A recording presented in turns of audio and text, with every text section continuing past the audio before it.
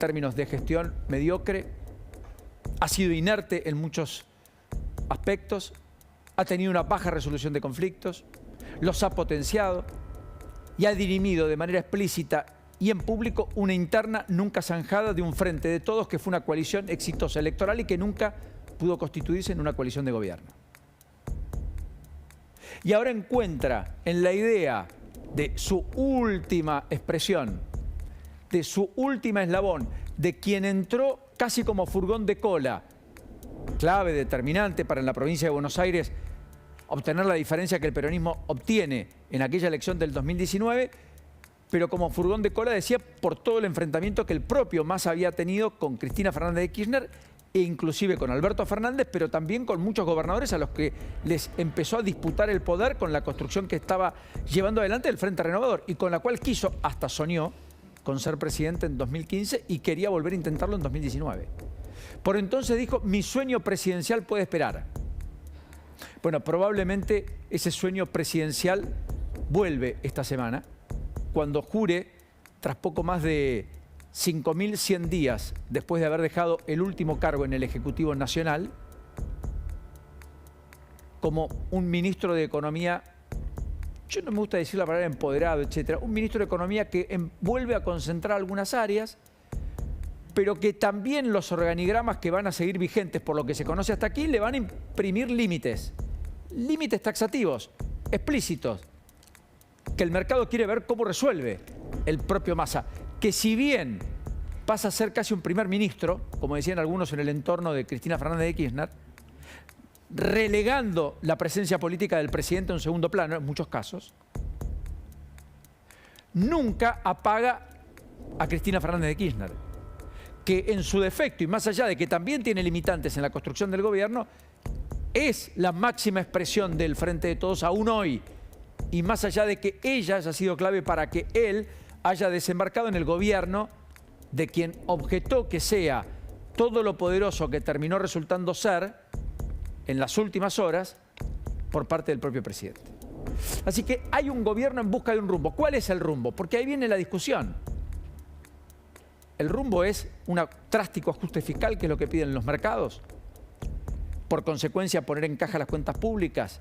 Por consecuencia, ir hacia un programa de gobierno que tenga en una vinculación con Occidente mucho más fluida que la que se tuvo hasta aquí. Una hoja de ruta que implique que el peronismo en el poder va a hacer el ajuste que hasta aquí negó hacer casi siempre. ¿De eso estamos hablando? ¿O estamos hablando de alguien que va a volver a tratar de ser un equilibrista entre lo que Cristina Fernández de Kirchner demande, lo que la coalición de gobierno le recrimine y reclame en la calle, como se está viendo, y la propia posibilidad del Estado de establecer políticas públicas? Si fuera lo primero, va a tener el abrazo de los mercados, pero también va a ser desechado probablemente por un sector que hasta aquí acompañó y cobijó al Frente de Todos y que siente que en el fracaso de la gestión de Alberto Fernández se desempolva la opción menos apetecible para un sector importante del Frente de Todos, que era Sergio Massa.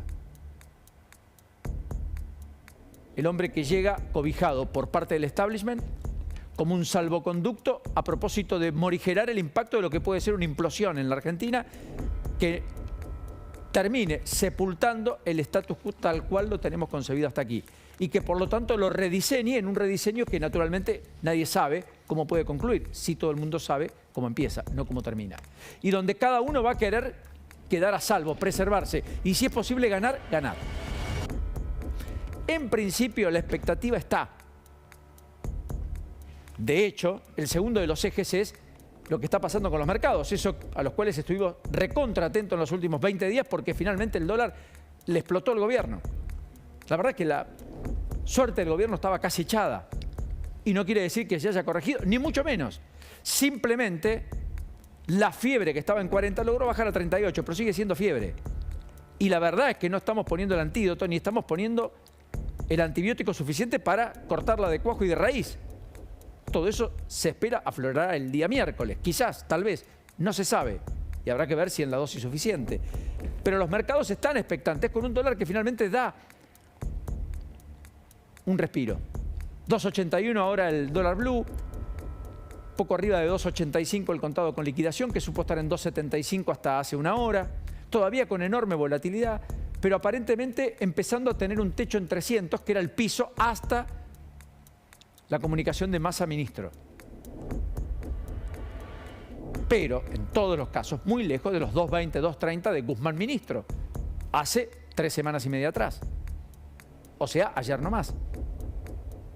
Con un dólar solidario que está consolidado arriba de los 2.30, con un dólar tarjeta, dólar turista, llámenlo como lo quieran llamar, arriba de 2.42, con una devaluación del dólar oficial que sigue produciéndose a razón de 25, 50, 75 centavos por día, en tren de no quedar tan descalzado el dólar oficial respecto a la inflación, que en julio tuvo un piso del 7% y muchos dicen que el IPC va a dar casi el 8%, y va a ser la mayor inflación en la Argentina mensual desde marzo de 1991. O sea, la mayor inflación mensual en 31 años.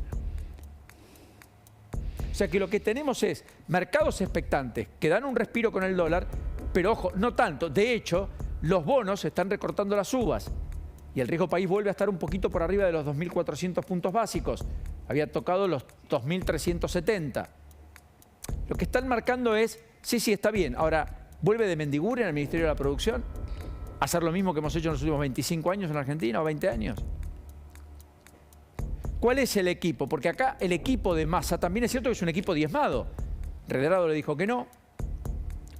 Es probable que a quien imaginó como ministro secretario de Agricultura también le haya dicho que no, como contaba Helio.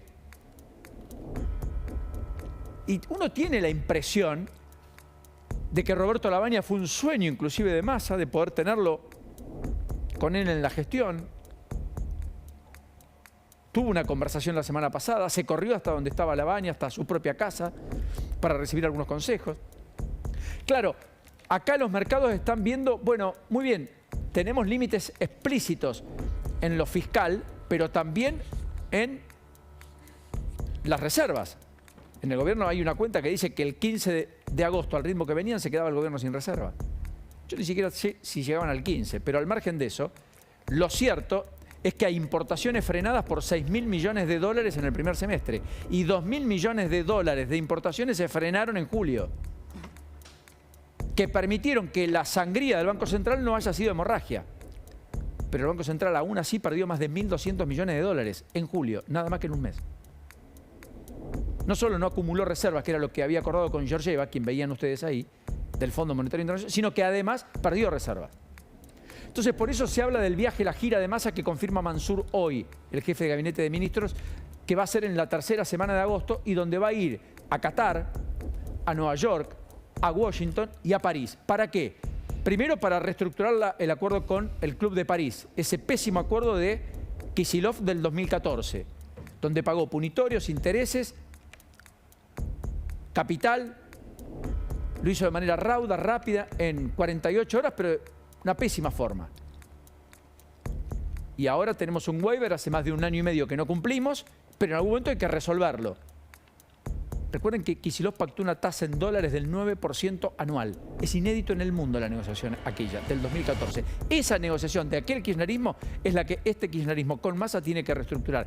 La que no pudo Guzmán, solo patear para adelante. Ni siquiera llegó a concluirla. Le iba a hacer este mes. Mejor dicho, el pasado, que quedó atrás.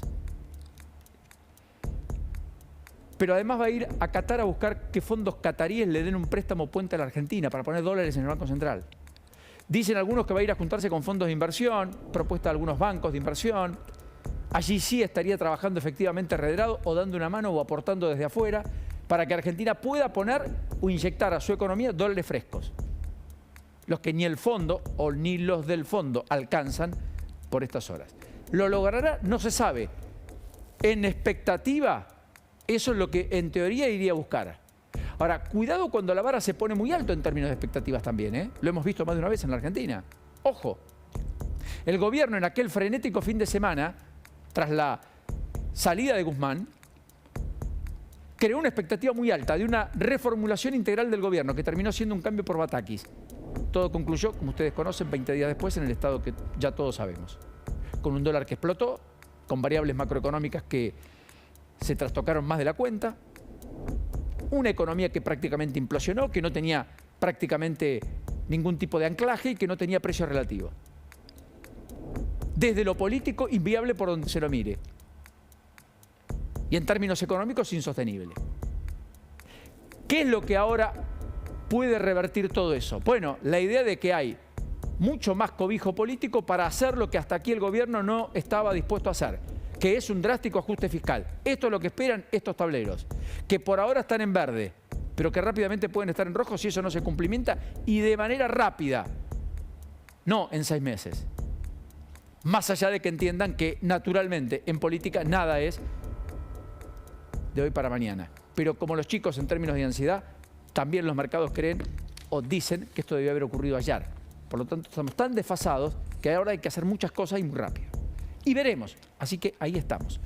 Y el último elemento, el tercero, porque mientras todo esto pasa, el gobierno busca centralidad, quiere encontrar un rumbo, parcialmente lo logra, y Massa aparece nombrando lo suyo y con un poder naturalmente mucho más omnipresente del que tenía hasta aquí, en esa coalición del Frente de Todos, donde están todos y donde son parte todos.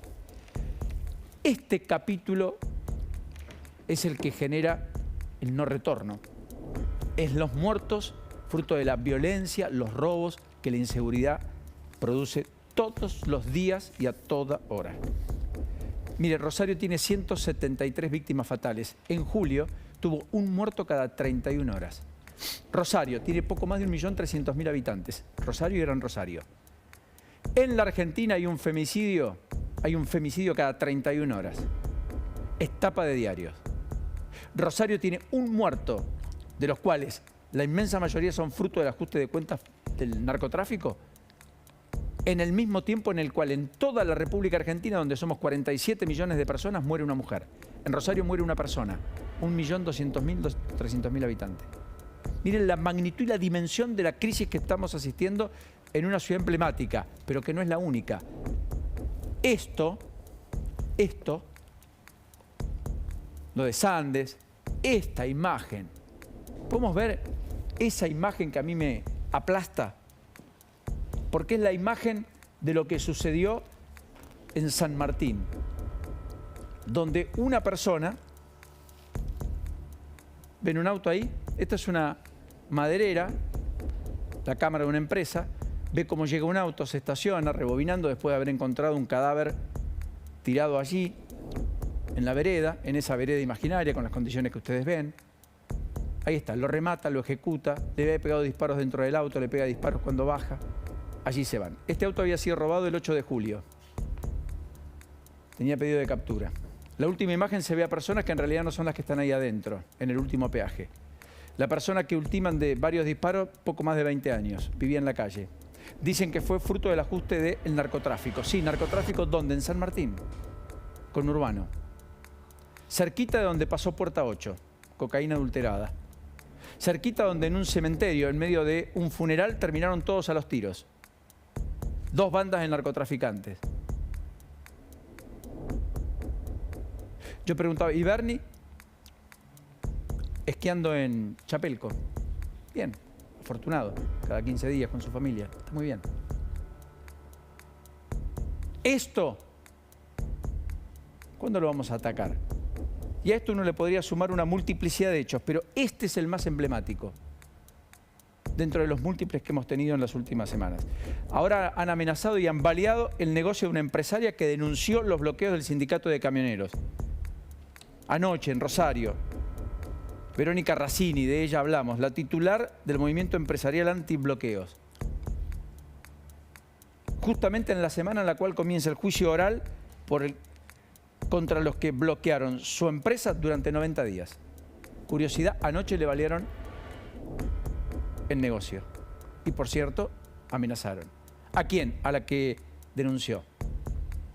Cuidado, porque cuando eso se hace carne, esa imagen del salvajismo explícito y de todo resolviéndolo en la vía pública, cuando eso se hace carne y el Estado se repliega, los malos triunfan. Y ahí necesitamos mucho Estado. Necesitamos gestión, necesitamos Estado, necesitamos sabiduría, necesitamos herramientas, necesitamos una política integral, necesitamos coordinación. Nada de lo cual existe. Todo lo que existe es pensar en la próxima elección. Y miren, si lo que existe sea pensar en la próxima elección, que me voy a quedar con la frase de Pablo Moyano ayer. Le preguntan sobre Massa, etcétera. Dice, es la última oportunidad. Pablo Moyano, que hasta dejó traslucir que por ahí la marcha del 17 de agosto podía ser suspendida, como una señal de apoyo al gobierno. Gobierno al que no hicieron un solo paro general. 13 a Alfonsín, 8 a De la Rúa, 5 a Macri, ninguno a Alberto Fernández en 32 meses. Héctor Daer confirmó que esa marcha, esa movilización, en principio creo que le dio pudor, dijo sí, la vamos a hacer. Será frente al Congreso igual, será para pedirle a la política que se ponga de acuerdo para batallar contra la inflación, no por culpa del gobierno.